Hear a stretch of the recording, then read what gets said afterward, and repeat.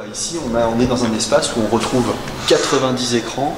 Ces 90 écrans, ils nous permettent la chose suivante, c'est de créer une exposition d'art contemporain inspiré de l'art des cavernes. On est dans une époque, le XXe siècle, où effectivement c'est un siècle assez meurtrier, et on s'inspire d'époques où a priori l'homme aurait vécu en paix. C'est-à-dire que les artistes contemporains cassent complètement avec les codes de leur siècle et s'inspirent de cette période-là. Dans ces œuvres, vous en choisissez une quinzaine que vous pouvez placer ici.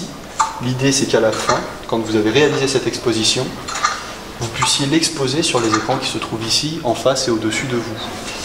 Le grand avantage de cette exposition, c'est qu'à la fin, quand vous découvrez votre exposition, vous avez des liens qui sont matérialisés entre les œuvres.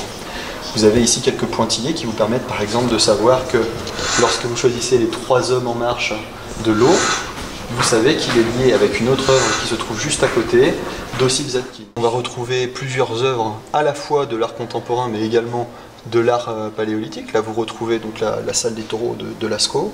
Mettons qu'on choisisse effectivement cette œuvre-là et qu'on la place dans l'exposition. Si je choisis celle-ci qui est beaucoup plus contemporaine, voilà, à la fin, quand je vais choisir en fait d'exposer ces œuvres sur les écrans qui sont en face de moi ou au-dessus de moi, on va retrouver à la fin eh bien, ce qui les unit. Pour vous donner un exemple, par exemple, donc voilà, là, je sélectionne mes œuvres, j'en suis à 4, il y en a une quinzaine à sélectionner. Si je finis cette exposition, je place ma tablette sur la cellule blanche qui se trouve ici sur le côté.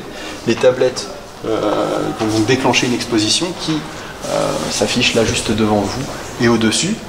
Ensuite, vous pouvez passer ces œuvres dans le détail en appuyant ici sur découvrir l'exposition.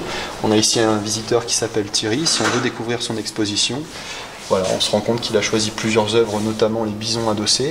Et on se rend compte que cette œuvre-là, les bisons adossés, elle en a inspiré d'autres, comme ici Claude Viala, voilà, qui a réalisé ici donc un taureau, et un peu plus bas une autre œuvre d'Osborne Ball, voilà.